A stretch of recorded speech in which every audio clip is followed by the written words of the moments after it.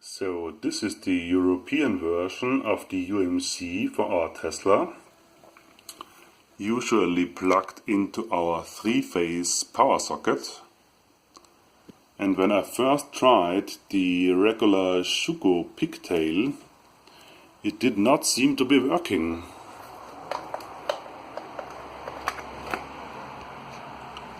Just showing the red light flashing, and the Tesla told check charging cable. So if you experience this, the simple solution is to turn the power plug by 180 degrees and you are good to go.